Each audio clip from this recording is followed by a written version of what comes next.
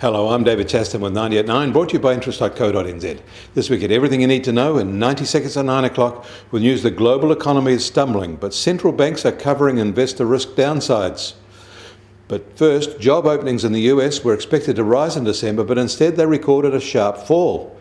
And Boeing scored no new orders for airplanes last month, the first time it has come up empty-handed in a January since 1962.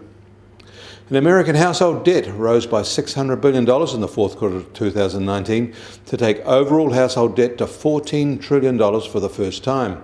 The rise was led by more housing debt, which is now approaching $10 trillion. Household debt now exceeds 67% of American GDP. And the US Fed said it sees the US economy operating at a moderate level at present.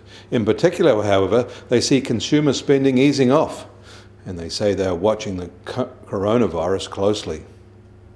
And in China, the semi-official death toll from the coronavirus outbreak is now 1,018 and rising. A week ago it was 492, so we're still doubling every 7 days. 96% of them, however, are in Hubei province. The virus has now been officially named as COVID-19, and officials are raising the idea that it might be peaking soon.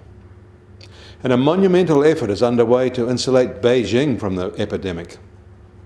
And to keep their economy functioning, the Chinese Central Bank has added a massive $200 billion in liquidity on Monday alone.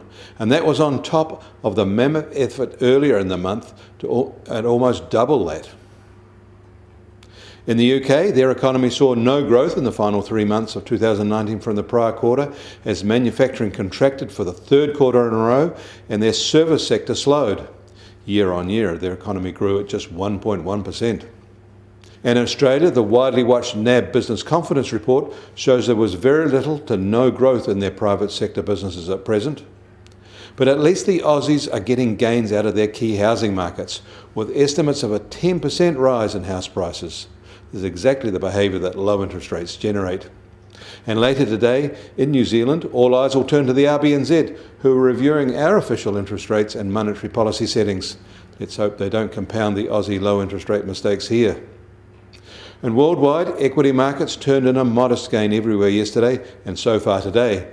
They're all counting on central bank liquidity injections to support risk, and they're seeing no downside even if the underlying economies shrink. US Treasury 10-year yield is just on 1.59%, and that's 4 basis points higher than this time yesterday. And gold has fallen today, down $9 to $1,565 an ounce. And US oil prices have made a small advance today. They're up to just on $50 a barrel. The Brent benchmark has also firmed to just on $54 a barrel. And the Kiwi dollar will start today firmer at just on 64 US cents. On the cross rates, we're marginally softer at 95.4 Aussie cents, and against the euro, we're holding at 58.6 euro cents. That leaves our trade-weighted index broadly unchanged at 69.7. And Bitcoin has made another run over $10,000, at now $10,233, which is a 4% rise in 1 day. I'm David Chaston. That was 90 at 9, brought to you by interest.co.nz.